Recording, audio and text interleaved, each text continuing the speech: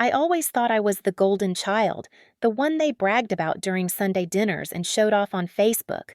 So when I flew home to Texas unannounced, expecting hugs and happy tears, I wasn't prepared to find my sister living in my house, wearing my robe, drinking from my mug. My parents just stood there, smiling like it was all normal. I blinked, confused. "Is this a joke?" I whispered. But they kept smiling. That's when it hit me. This wasn't new. It was planned, and I was the only one who didn't know, until now. I hadn't planned the trip. It was a Wednesday afternoon when I clicked book flight without thinking twice. I told my fiancé I needed a breather, and he kissed my forehead like he always does when I get in one of my moods. But this wasn't a mood. It was instinct. 3 months ago, I got a promotion. 2 months ago, I bought a ring. 1 month ago, my mother stopped showing her face on FaceTime. The last few calls were odd, stiff. She always had some excuse. The lighting was bad. She'd just washed her hair. Her phone was dying. I'd laugh and play along, but a voice deep inside me, it wasn't laughing. So I went home. No warning, no announcements. Just a suitcase, a half-eaten sandwich, and a return ticket I wasn't sure I'd use. I landed in Texas on a sunny Friday morning. The sky looked familiar, but something in the air felt wrong, too quiet.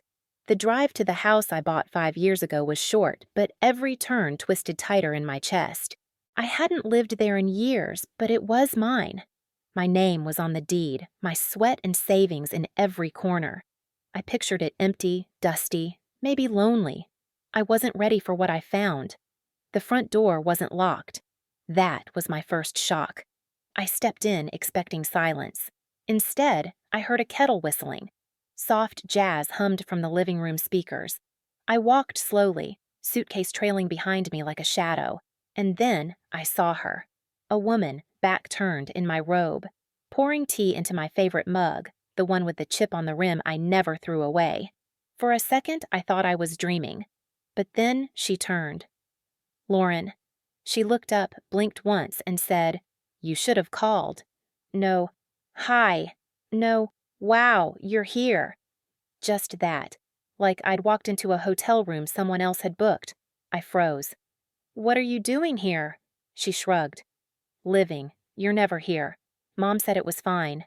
I opened my mouth, closed it, then turned as footsteps echoed down the hallway. "Claire!" my mother said, tone overly cheerful. She walked toward me with outstretched arms, the smile on her face far too big, too rehearsed. "Hi, Mom," I managed, allowing her hug. Her scent was the same, lavender and laundry detergent, but her grip was lighter, distant. Dad appeared behind her, hands in his pockets.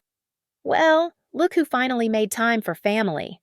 There was no joy in his voice, just that old undertone of accusation, barely veiled behind civility. I glanced back at Lauren, now settled on the couch, feet up, acting like she owned the place. "Is someone going to explain this?" My mother waved her hand. "Oh, honey, she's been having a hard time. It didn't make sense to leave the house empty when she needed a roof over her head." "She could have asked me," I said. "You're so busy, dear, you wouldn't have minded, right?" I didn't answer. The rest of that afternoon felt like a dream sequence. My room was no longer my room. My things were boxed and shoved into the guest closet. Lauren had moved in, fully. Her clothes, her laptop, even her framed photos. Dinner was a quiet affair. We ate spaghetti, like always, except no one asked about my job, my fiancé, my life. The conversation circled around Lauren, her recovery, her progress, her newfound clarity. I stared at my plate, not tasting anything. After dessert, I excused myself and went into what used to be my study. The desk was gone, replaced by yoga mats and healing crystals. On a shelf, I found my old mail, opened, statements from my bank with the address updated to this house, not my California one. My throat went dry. I took one envelope, flipped it over. It had been opened and resealed. When I stepped out, Mom was standing in the hallway, watching. "You shouldn't snoop, Claire," she said calmly. I looked her straight in the eye. "You changed my mailing address." She tilted her head. "There are things you don't need to worry about." Her voice was gentle, too gentle. It wasn't meant to comfort, it was meant to disarm. I walked past her without a word, but the chill in my spine wouldn't leave. That night, I lay awake in a house that no longer felt like mine. I could hear Lauren laughing in the next room, her voice loud and unbothered. Something had shifted. I wasn't the golden child. I was just the absent one, and they had filled the gap with her. The next morning, I woke early, the sun barely bleeding through the blinds. My back ached from the couch. I hadn't been able to sleep in my bed, not with Lauren's perfume soaked into the sheets. I wandered the house barefoot, a ritual from when I was young. The floors still creaked in the same places, but now the sound made me flinch. The air was heavy, like it knew secrets I hadn't yet uncovered. In the hallway closet, I found my old photo albums. Not where I left them, in my study, but buried under boxes labeled Lauren's stuff. Dust clung to them like time had tried to erase their value. I sat cross-legged and opened the first one. There we were, Christmas mornings, graduation, my first piano recital. But as I flipped further, I realized something chilling. Lauren's face was in every spread, more and more prominent. Mine faded. By the last page, I was almost absent. A cold wind of recognition swept over me. This wasn't just memory loss. This was rewriting. I walked into the living room. The walls were covered with framed photos. Lauren at the beach, Lauren with Mom and Dad at dinner, Lauren holding a rescue puppy. Not a single photo of me, not one. I turned to my mother, who was folding laundry on the couch. "Did you get rid of my photos?" She didn't even look up. "We just updated them. It's nice to have new memories, isn't it?" "Updated?" I echoed. "So I've been deleted?" Mom finally met my eyes, her smile too calm. "Oh, Claire, don't be dramatic. You've been away so long. Naturally, the house changes." Naturally. Later that afternoon, a family barbecue was organized. In my honor, though no one had asked me. Relatives I hadn't seen in years filled the backyard. I felt like a ghost watching her own funeral. One of my younger cousins, maybe 9 or 10, tugged on my sleeve. "Aren't you the one who got kicked out?" she asked, eyes wide and innocent. My heart stopped. "What?" "Grandma said you yelled at everyone and left for good, that you didn't want to be part of the family." I crouched down. "Sweetheart, who told you that?" She shrugged. "Everyone knows." I stood slowly, my knees weak. Gaslight wasn't just a flicker anymore. It was a full-blown blaze. They hadn't just replaced me. They rewrote me. That night, I couldn't sit still. I needed proof. Real proof. While everyone slept, I snuck into the home office.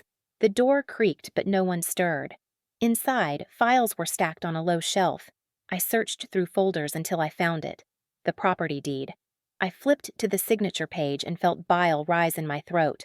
My name had been replaced with Lauren's, the handwriting a poor imitation of mine.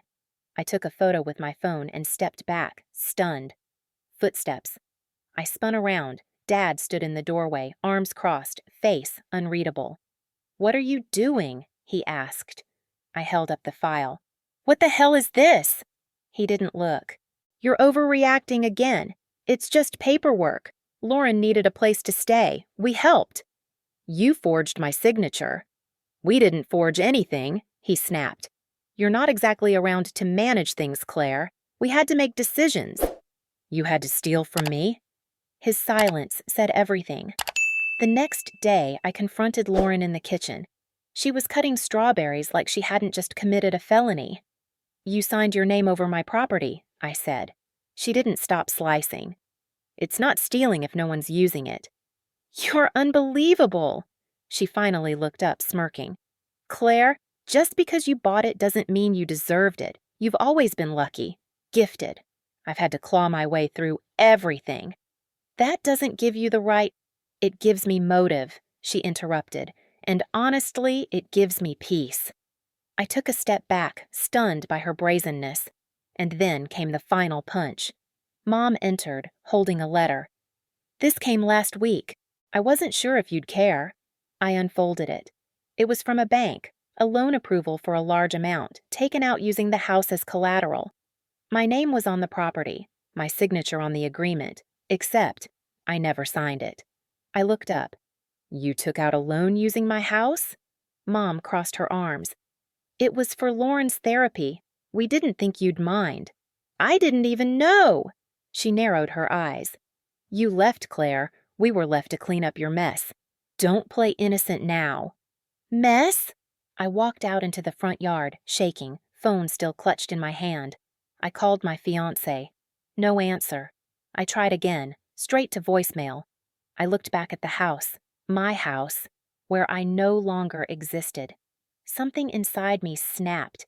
They weren't just lying. They were rewriting me, replacing me, selling off pieces of my life like garage junk. And the worst part? They believed they were entitled to do it. I wanted to believe it was salvageable, that maybe I had misunderstood, or overreacted, or read too much into silences that didn't mean anything. So I sent out a text, one message to the family group chat. Let's have dinner, just us. I'll book somewhere nice. My treat. The responses came slowly, like each person had to check in with someone else before replying. Eventually, everyone agreed. Dad even said, "Sounds like a good idea." That alone felt like a victory. I booked the restaurant, an Italian place we used to love. I picked a table near the window, brought a bottle of wine I knew my mom adored, and arrived 10 minutes early. I waited. 15 minutes passed, then 30, then an hour. At first, I told myself they were running late, traffic, parking. Maybe Lauren forgot something, but after an hour and a half, I asked the hostess if any family had been seated. She hesitated, then pointed to the back room. They left about 20 minutes ago, she said softly. They asked for privacy. I walked out the front door into the cool night air and sat down on the curb, the wine bottle still in my bag, the cork still sealed. I tried calling Mom. Voicemail, then Dad, straight to voicemail. Lauren didn't even ring. Tears welled up and spilled before I could stop them. I wasn't someone who cried in public, but the shame, the humiliation, it came so fast I couldn't swallow it. The world around me blurred. A vibration buzzed in my pocket, a text from Amelia, an old friend from high school who still lived nearby. I heard about what happened tonight. I'm so sorry. I don't know what to believe anymore. I blinked, confused. What do you mean? I typed. The reply came quickly. Your parents told people you've been struggling mentally, that you're unstable, that they're doing their best to be patient. The breath in my chest vanished. Unstable. So that's the story. That's the version of me they sold to everyone. Flawed, irrational, dangerous. A liability. I stumbled home. I didn't even remember the drive. I just ended up in my childhood bedroom, now Lauren's yoga den, shaking. That night, I couldn't sleep. My brain played every memory on loop. My father shouting at me for questioning Mom's version of a story, the slap that followed when I refused to apologize. But Lauren? She was chaos incarnate. Late nights, broken curfews, skipped school, and yet, every time Mom defended her, Dad covered for her. I took the blame. It was easier to blame the obedient one, the one who would say sorry even when she didn't understand what she'd done. In the morning, I dragged myself to the attic. I needed something, anything to prove I hadn't lost my mind. Boxes covered in dust, forgotten memories stuffed in corners. I opened one labeled Claire College, old papers, yearbooks, and then a folder. Inside were letters, from me. All the letters I'd sent home from college, neatly filed but never opened. Some still sealed. My mother had never read them. And there, at the bottom of the box, was a card from a family therapist I didn't recognize, scribbled on the back in Mom's handwriting. Lauren's progress depends on creating distance from Claire. I sat frozen, reading the line over and over again. They hadn't just ignored me. They had actively decided to erase me. For Lauren's sake. I was a threat to their fragile construction of her identity. My stomach twisted. The things that didn't make sense before, the avoidance, the silence, the way Lauren seemed so at ease in my life, it all made sense now. This wasn't new. This was a long game. A systematic dismantling of who I was, until only Lauren remained. I closed the box, went back downstairs, and collapsed onto the couch. I stared at the ceiling for what felt like hours. Numb. My phone buzzed. A new email. No subject line. No sender name. Just 3 words. "You're not crazy." I sat up straight. Reread it. My fingers hovered over the reply button, but I hesitated. Who sent this? And more importantly, how much did they know? I stared at the screen for a full minute before opening the email. The address was familiar, though I hadn't seen it in years. Marlene. She used to live across the street when we were kids. Kind, sharp-eyed, always offering iced tea and advice I was too young to appreciate. The message was short. I saw what they did. "You're not crazy. Call me." Attached was a PDF. No explanation. Just the title, Original Deed, 2018. I clicked.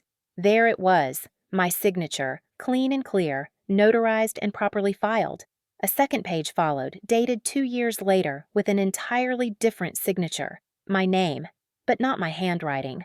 Lauren's lazy looped L. My mother's exact cursive pattern used in legal filings. My chest tightened, not with fear, but with something hotter, sharper. Rage. I dialed Marlene's number. She picked up after one ring. "Claire?" Her voice cracked with concern. "I got your email," I said, voice steady. "How long have you known?" There was a pause. "Since the day they brought Lauren over and told me she was staying permanently. I knew something was off. She let it slip that you'd signed everything over, but I knew you wouldn't. Why didn't you tell me sooner?" I was scared. They said things about you, ugly things. But after I saw your face the other day, I knew I had to speak up. I swallowed the lump in my throat. "Thank you." When the call ended, I didn't cry. I didn't panic. I stood up, walked to the bathroom, and looked at myself in the mirror. The woman staring back wasn't broken. She was awake. By noon, I had a lawyer. By 3, I was scanning every document I could find, matching signatures, checking timestamps. My lawyer confirmed what I already knew. I'd been defrauded, and I had a case. But I wanted more than justice. I wanted truth. That night, while everyone slept, I hid a small recorder under the hallway table. Another in the kitchen. One in the study. I knew they wouldn't confess easily, but if they said even one wrong word, I'd have it. The next day, I visited the attic again, not to search, but to confront. In a dusty drawer, I found my father's old journals. He kept them religiously, every year, same black leather covers.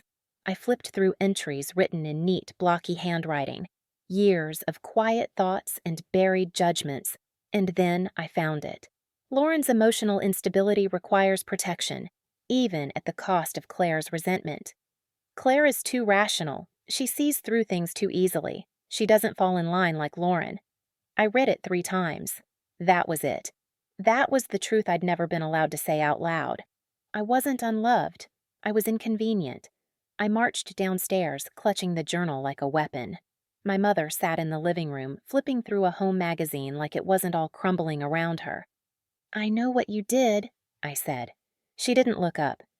"You'll have to be more specific. You and Lauren faked my signature. You took out loans. You rewrote history." She sighed, set the magazine down. "Claire, this is exhausting. You're going to fix it, or I'll file charges." Now she looked at me. "You wouldn't." I smiled for the first time in days. "Try me." Later that evening, I gathered them all, Mom, Dad, Lauren, around the dining table. No one spoke at first. I placed a copy of the deed in front of them, the journal entry, the bank letter. "I'm not asking any more," I said. "Either you reverse everything or we go to court." Lauren rolled her eyes. "You really want to air this dirty laundry? Publicly?" "I think I've been silent long enough." Mom stood slowly. "You're making a mistake. This family made the mistake," I cut in, "when they chose silence over honesty, theft over love." No one said a word. I walked out of the room and let the quiet burn behind me. I didn't care if they hated me. I didn't care if they cried. I was done being useful. I was ready to be free. The next morning, I walked into the bank with a fire I hadn't felt in years. My lawyer was by my side, calm and methodical, guiding the conversation as I closed joint access to every account tied to the house. My name, my funds, my records, now under lock and key. Lauren would wake up to rejection emails, frozen transfers, bounced payments.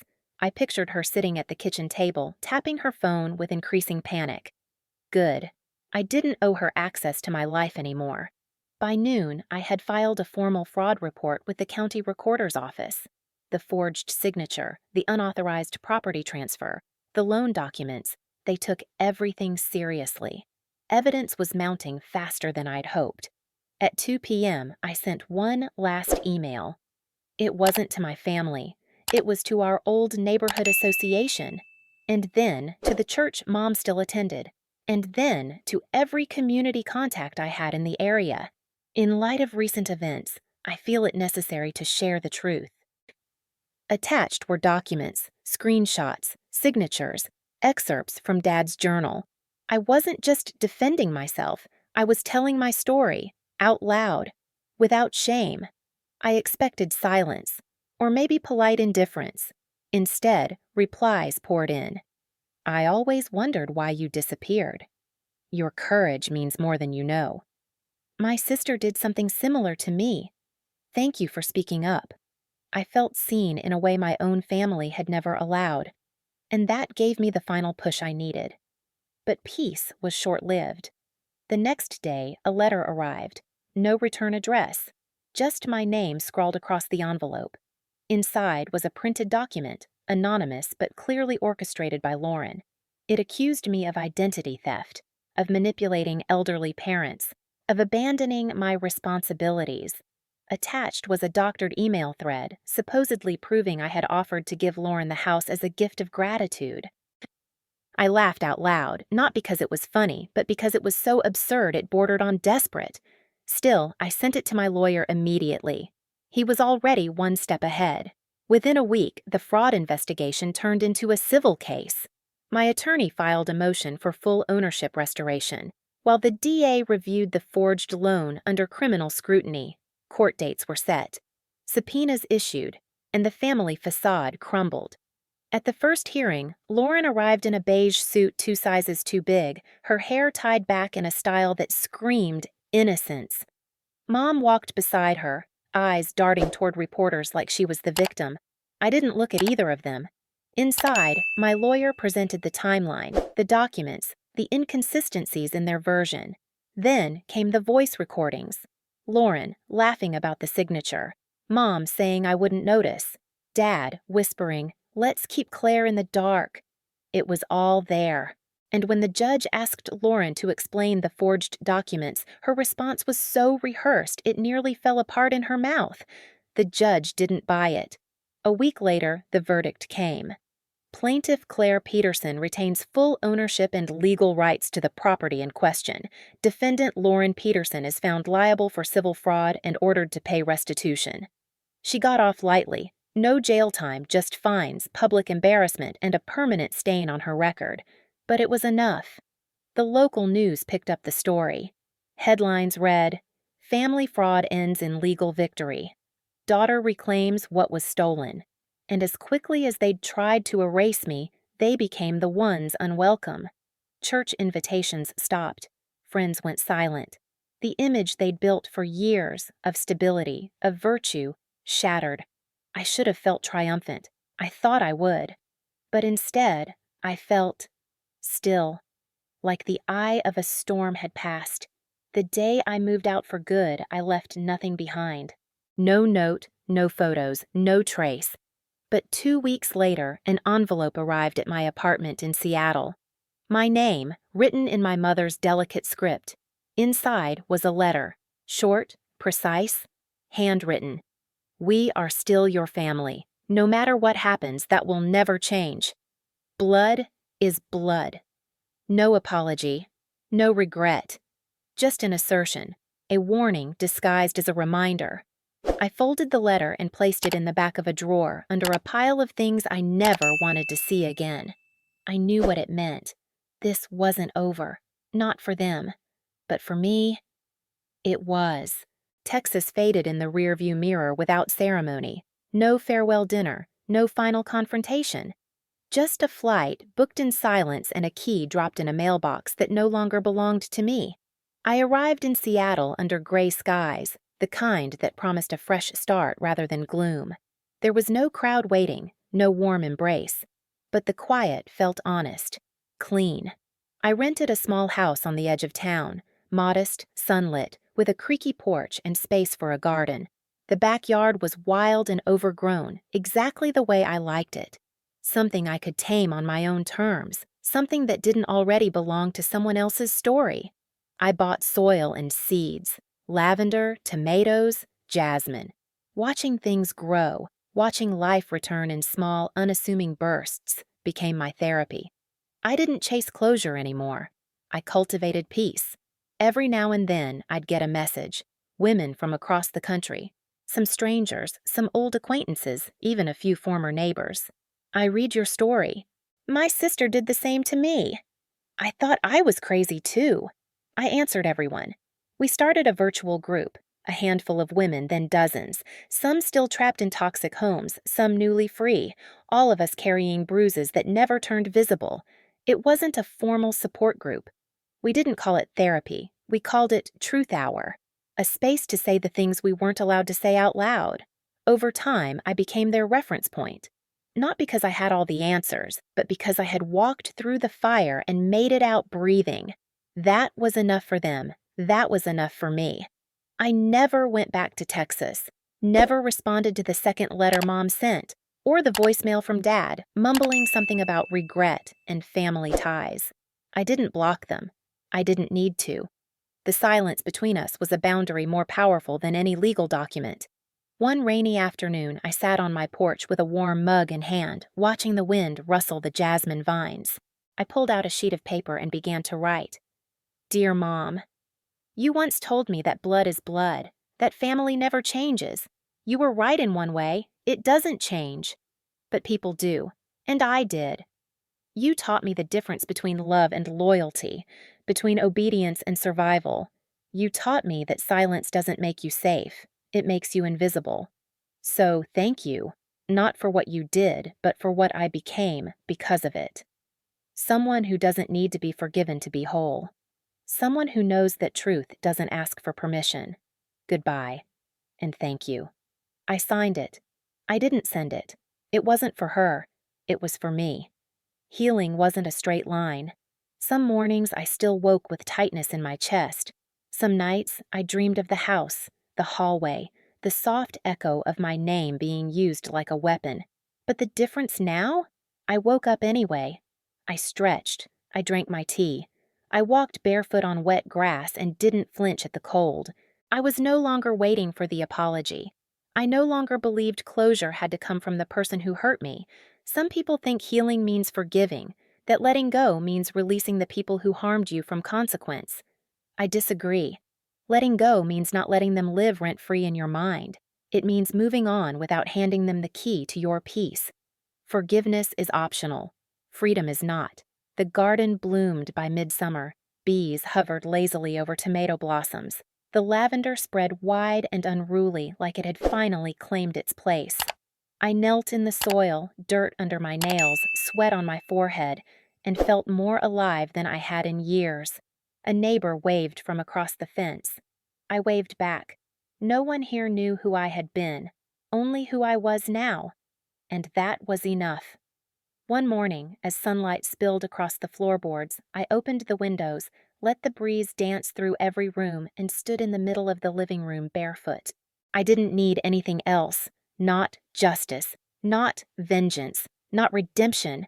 Just this moment, just this breath, just this life, mine, at last. And when I stepped outside into the golden light, I wasn't walking away from a past. I was walking fully into a future I had finally built on my own.